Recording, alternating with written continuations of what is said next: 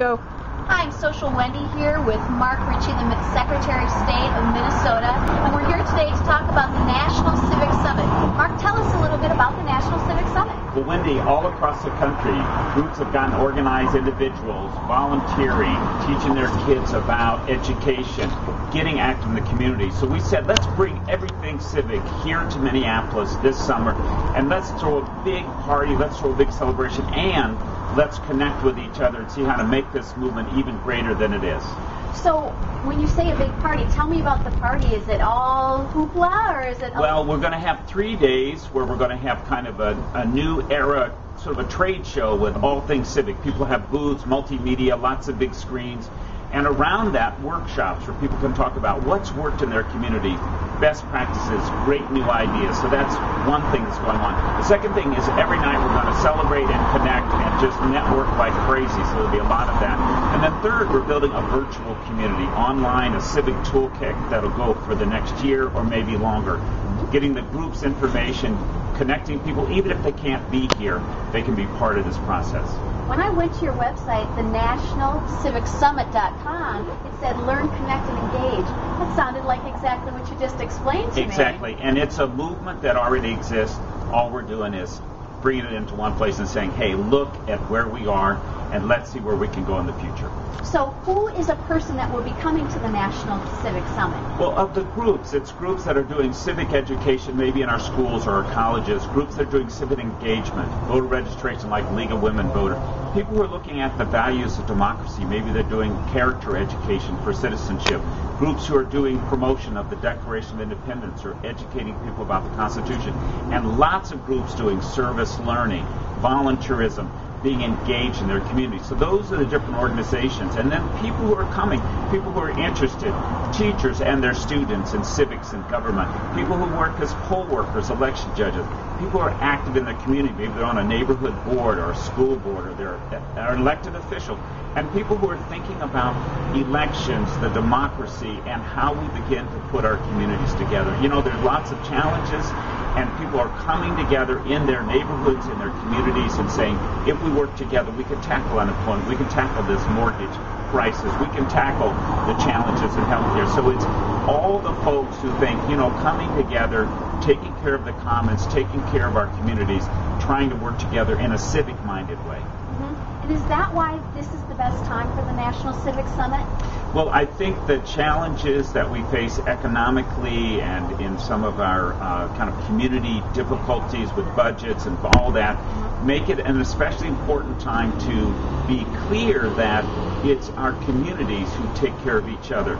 We have government as a partner, as a help, but we know that it's the neighbors and it's the people in our communities who build and bring our churches and schools and institutions together. They're the ones who put together the chambers of commerces and the social organization. So in this moment, when we face great challenges, we have the opportunity to say out loud, yes, the challenges are important, but they require, they demand, they give us the opportunity to come together, maybe in ways we never thought of before, and to really work together to take this nation forward again. So it's a coincidence that it happens to be right now, and we face these big crises, but maybe it's a perfect storm or perfect convergence.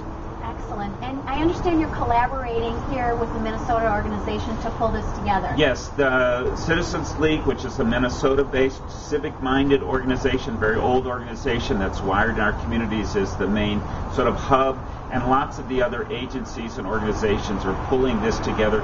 We're doing it kind of as a host to our friends and colleagues around the country, but we think Minnesota is a good place. It's a really active place for many different reasons, and so we just think this is a good place to do it. And if it comes off big this year, then we hope some other city or some other place will host this next year and in the years coming after that, because we think it's good once every year or every 2 years to come together and celebrate what we've done, but also to say, how do we feel and how do we help each other to take this even further? Well, and it sounds like you're doing something pretty cool surrounding social media to continue to fuel this. That's right. Having a virtual component so that if you can't get to Minneapolis, you can still participate.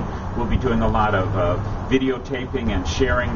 We'll be doing tweet ups and all that kind of social media stuff. There's a whole Twitter account already.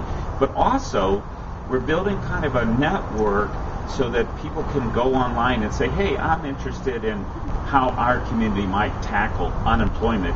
Is anybody else doing that? Oh, there's a great idea up in Alaska, or they're doing something down in San Jose in California. So by having a virtual component where people can participate and interact with the National Civic Summit as it will be happening, that'll also then be permanent. There'll be a permanent archive and record. People can keep adding and adding and adding, and that's there for future National Civic Summits to build on. And that's where the Civic Resource Toolkit will live once it's been launched at this National Civic Summit. That's right, and there'll be all the archives from the presentations. We'll have maybe 50 or 60 workshops of the best things going on. We'll have video from those, but also we'll be going around at the different celebrations and events, filming, doing interviews, posting that as fast as we can. The tweet-ups will help us figure out who's really interested in the same subject. So we see lots of opportunity. And you'll be streaming some of the content. Yes, we will, and we'll be getting input from people. We'll be streaming some things from other places of folks who can't get here. Oh, how exciting. Well, Mark, what's it called? The National Civic Summit. And what's the URL? Well, it's www.nationalcivicsummit.com.